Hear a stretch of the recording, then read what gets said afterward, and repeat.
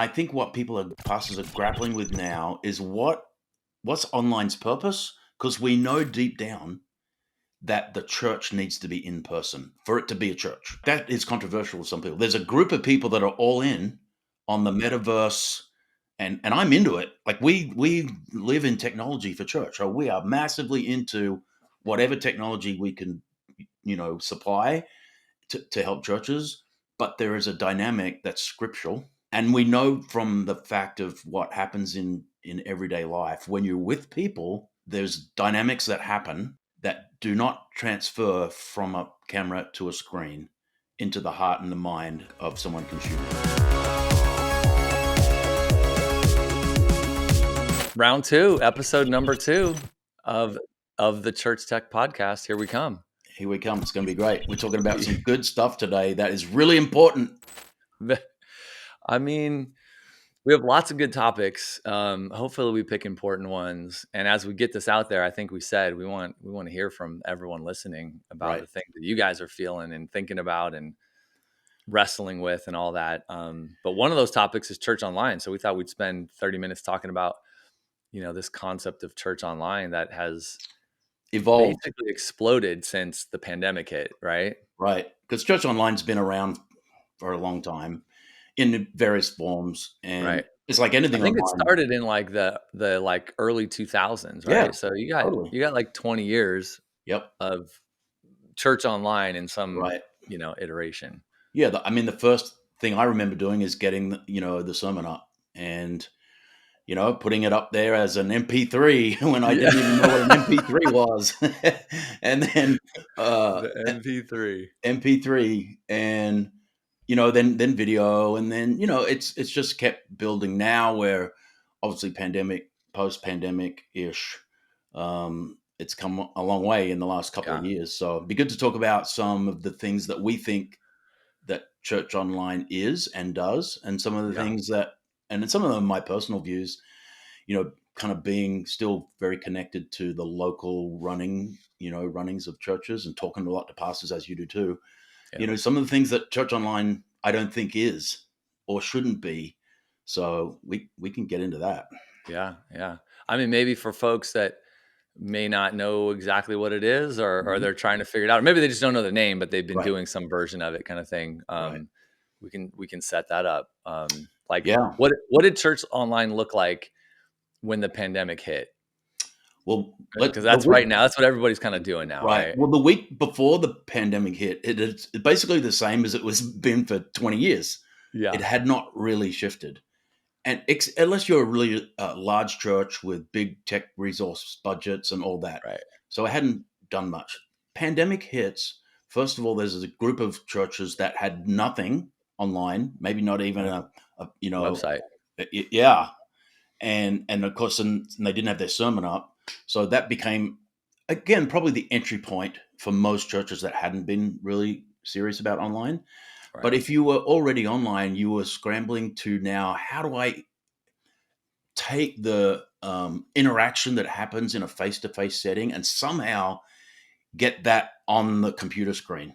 Right. And some churches did that better than others. I remember, what we did very quickly is we built that interactive interface into our website product that allowed chat and prayer, basically, and giving buttons to get embedded in. And so there was a little more interaction between the person watching, from home and, like worst case, the church had nothing, right? Yep.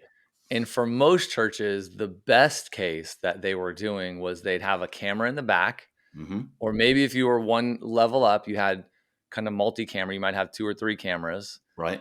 But they were just shots of the stage. Yep. And it was like your service was being streamed live, like your regular in-person service, everything you did in the building, right? It was just streamed live to Facebook or YouTube, right? And some churches used Life Church's free kind of church online platform. Phenomenal. Some churches use Tithely's church online platform. Phenomenal. Where basically that live feed was kind of brought into a web page. Right. So, you had these like website only guys. Yeah. Nothing. And then you had the guys just streaming their service with no other thought about like what the person on the other side was, how they were interacting. Like they were just sitting back watching a movie, right? Right. Like there's no real interaction. Hopefully with good audio, but in a lot of Yeah, times, yeah. the audio Well, is bad. you totally like bad audio, bad cameras. Like Mhm. it was like church online was like an afterthought for Right, most churches. And again, we're talking about 300 plus thousand churches, right. most being, 120 or under, Yep, right? Like most churches were not creating these great online experiences, and you had maybe some outliers on the mega church side of things that were totally. really getting after it. As you do with most technology, right, in church. So, and we kind of love focusing on that smaller congregation that is under-resourced, no budgets, and that's why we do what we do. But Right. so if that was the worst case was nothing. The next step was that what you just described. What it seemed to me as things evolved, and you remember we didn't know how long this was going to last. Like shelter in place, that evil saying was like being shot around the world Yeah. on television, and we're like, oh, this is 2 weeks, maybe 3 weeks. Well, like 6 months in, and we're like, what is going on? And it Yeah.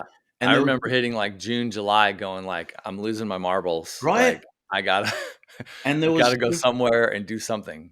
massive uncertainty. So I think if we look at what happened, I think a couple things. I remember helping a lot of customers like hook up to their YouTube account and go to Facebook Live, right? So that's a next jump maybe from just Mhm. throwing cameras in and recording. But then I think what leaders worked out is recording a message to an empty room and pretending it was a Sunday service quickly became apparent that that was not a great experience for the church member. Well, it's hard, It's, right? it's hard to do as a Like, speaker. yeah, as a speaker, and it's not like I've never even done that professionally, though I've spoken a lot. Like Mhm. a room with no engagement, like nobody, even if the room has people in it, if you're not getting feedback from the room, it's hard. 100%. Imagine doing it to an empty room. Right. And pretending to like rev up the sermon and, Yeah. crescendo your fourth point or whatever. It's difficult. So I think that slowly but surely, like, well, we can't keep this up. Right. So then um, I think things like, hey, let's not pretend to do church. Let's record something that's a little more kind of interactive. Maybe me and my wife are going to sit in a couple of nice chairs in a nice room, and we're going to get it. And maybe we're going to switch from kind of reproducing church to actually having conversations with people and still talk about the Bible and weave in a message, introduce things like prayer. And so I think it went from that to let's be more personal and talk to our people and not Yeah. pretend to give something that's not a really inferior product. Well, like we had to figure out like what I saw churches. Well, they had to figure out how to, because doing the lesson might have been the easiest part of it, though not easy. Right.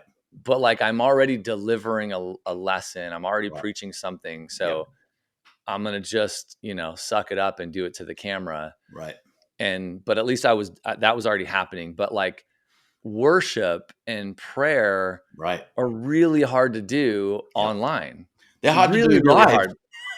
What? Say it again. They're hard to do live. Like, Yeah, yeah, this, yeah, yeah, like that kind of connection and that yeah, feeling and being in the experience. room and the energy and all the things get Yeah. even worse when it comes to worship. So lots of churches were figuring out like how do you, make music videos, like Right. essentially like how do you produce something.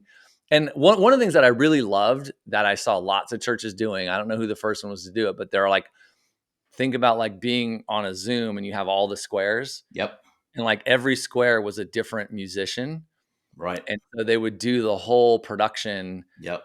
and like edit it and it was really cool. And it was very Right. much more like, to your point, a little more like um grassroots, like home Yeah. feeling Yeah. vibe versus like watching a music concert. Right. So And I think look, people had to figure out how to like welcome, like they had to figure out how to talk to the camera and welcome people like online, like that whole like, yeah. like not starting the service off like, hey church, and being in the room, but like talking to you on the camera. And they had to figure out worship and how to do that Yeah. well. Like all of those So muscles hard. nobody knew how to do. Yeah. So hard. You know, if I was like pastoring at the time, and I was in the middle of this, I think I just would have got everyone like subscriptions to Spotify and and turn on the worship channel and just let the professionals help you worship. And call it good. Call it Call it good. good. I mean, So everyone yeah, had to upgrade their tech, right? At home tech yep, too, because you had pastors at home. that's right. Instead of going to the church, Remember they that were like, guy you ramped on, and he's trying to like hook his iPhone up, and yeah. like No, it's one of like the literally first he's in the one middle of nowhere. he had, I mean, little church in the middle of Texas, 50 members on the Yep, corner, white picket fence. It's like he's the pastor. yep. No one could go to church. And he would literally, he's like, cell phone signal was bad at the church. So when I was a mile away, I would go live. And I'm pretty sure he was using Facebook. So I'd go Facebook Live like a mile out from the church. Right. I'd get to the church, I'd mount it on a tripod and hope that the connection stuck. Stayed. And I'd get on the other side of the camera, other side of the phone at the podium and do the lesson, do the morning, Facebook Brutal. Live for the church. But it was such a cool, I'm like, Yeah. man, that's so cool because you're just figuring it out, and it's Yep. not, you're not going to win any awards, but in terms of production quality, but you are winning the award for like biggest heart. I was going to And say that's the heart of a shepherd, right? yeah, You exactly. just want to care for the people that God has entrusted into your care, and so you're doing crazy stuff like that just Yeah. to keep it going. So Oh my yeah, there's gosh. many stories like that. So So now like we're back, and I guess yeah, like I'm thinking like there's a, maybe switching gears, like church online is doing church online and trying to figure right, out how to do it. And maybe we can right, circle back to later on where it's at. But people struggle. Like there's kind of a debate around yep, this, right? good time. Like maybe we can Well, talk a little bit about that. Like doing church online, is that church? right. Well, is the phenomena that so at the moment the banks want their people back in the office. A lot of tech companies want their people back in the office, but there's resistance. And so they're having to compromise. Oh, let's just do Tuesday, Wednesday, Thursday, right? And so you've got this is what happened through the pandemic. Are there things that are going to now be permanent that we thought were going to be temporary? Mm-hmm. So, I was visiting a church yesterday and big church, and they are 60% back. They used to run 5 services, they now run 2. Every And church I talk to, yep, literally, I yep, have, 10 of those right. where it's like, yeah, we're, 50, 60% back in the building. Like it's the answer from every single Everyone, person. right? And there's exceptions, but they have a lot of campuses, and interestingly, those are much smaller. Like they've got like a 3,000 seat auditorium where they run the Right. big church, but the smaller ones are actually 80% back, right? Which is that always goes to our theory. Like we love big churches, 100%, and the world needs big churches, but Christianity, expands and fulfills its mission in small environments typically, Yeah. and those we know that giving is higher per person in the small churches. We know attendance and faithfulness to being involved is much higher in small church. So there are smaller campuses are up, but and I think what pastors are grappling with now is what's online's purpose, because we know deep down that the church needs to be in person for it to be a church. Mm-hmm. So and like that is controversial to some people. There's a group of people that are all in on the Yeah. metaverse, and I'm into it. Like we live in technology for church. So we are massively into whatever technology we can, supply to help churches. But there is a dynamic that's scriptural that and we know from the fact of what happens in everyday life when you're with people, there's dynamics that happen Mm-hmm. that do not transfer from a camera to a screen Right. into the heart and the mind of someone consuming. We just know that. And so, what is the role now? We've got all this equipment. We've got kind of this down a bit better now. We've got better experiences. Maybe we've got some chat rooms going next to the thing, and we've got some Yeah. prayer rooms, and like that's good. Um, Going forward, though, are we going to live in a world, or do we want to live in a world where 40% of the church members are never seen? Right. Well, like I was thinking about this before the episode because I think this is, you got people that are super, zealots about church online, Hmm. right? And not in a bad, I don't mean that in a bad way. I just mean Yeah, they're, they they're all really in. believe in it. And then you got people all the way on the other side that are like, church online is like from the devil. Right, Like it is not okay. It right. is not.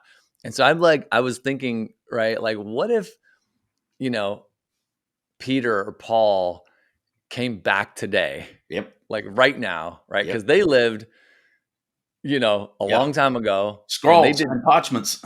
and they did church in arguably the most like purest way, right? Hmm. Like in the sense of like it was the very beginning, In homes. and it was like right after Jesus, and it was just like the Yep, people were together, right. and that was it, right? Yep, Like you think of the book of Acts, right? Like they yep. were Big time. together and they Hmm. sold things and they met together every day and they Yep, pray. Like it's the purest, like it's the thing that everybody aspires to make church like today, but it's really right, hard. And right. so if those guys came back today, like what Yep. would they think of church online? I think they would use it in the way that I think I'm going to describe how it should be used. Peter at um, Pentecost would have been like, look, man, I could have reached a right, million people.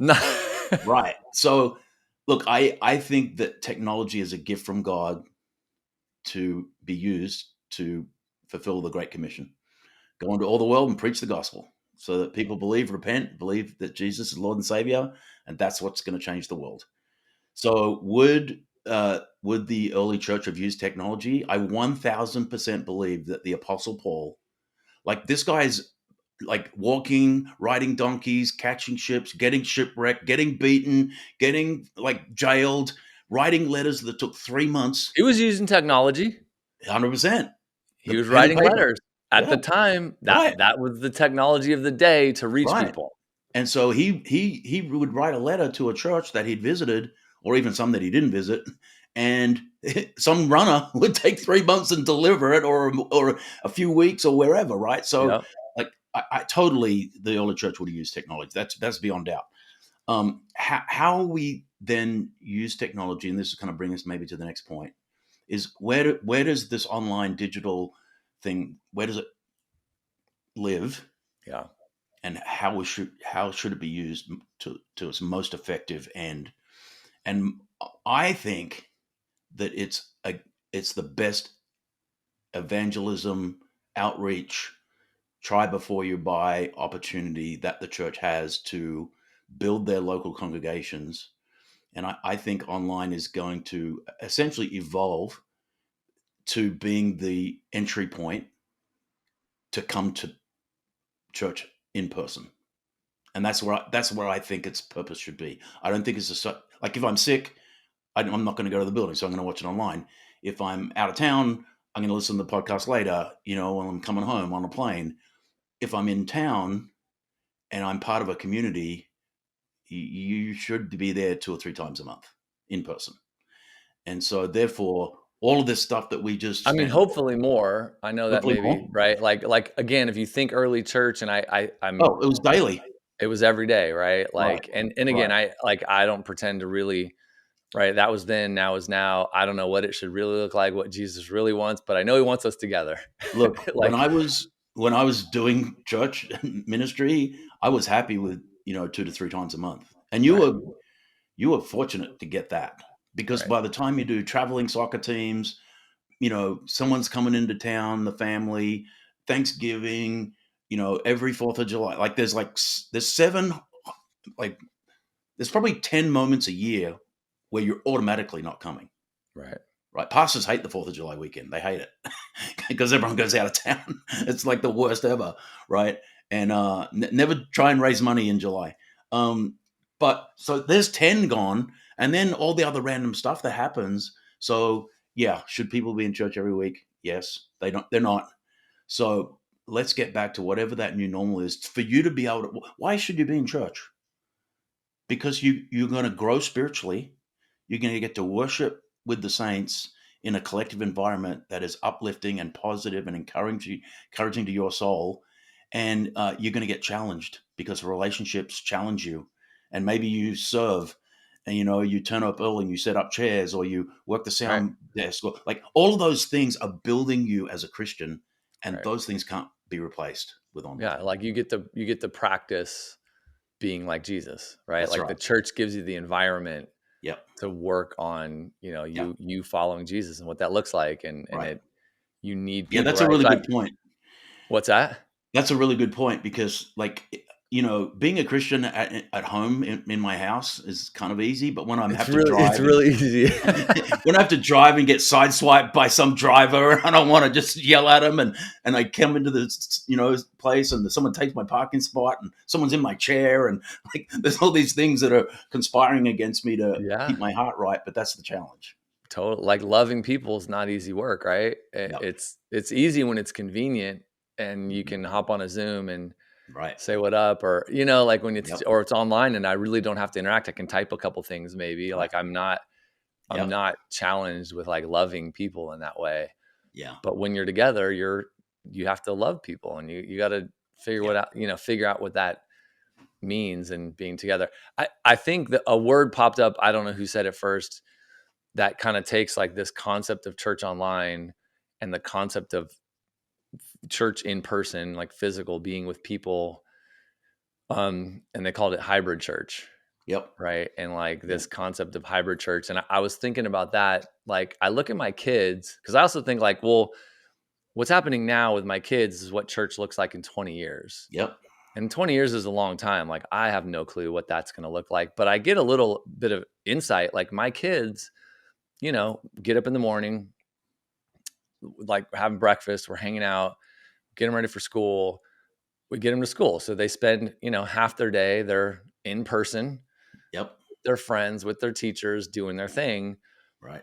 And then they come home and, they might have some homework, they might have some chores, but eventually they end up like hopping online and, they'll hop into like Roblox and Yep. they're playing, they're in this virtual world Yep. playing with their friends from school, Right. Or right? the Xbox or whatever. They Right. got their Same other thing. friends that are playing that same game, and Right. there's 10 of them in there playing the And same it's thing that community. they what? It's community. Right. 100%. So now they're there, and then they go to basketball practice Right.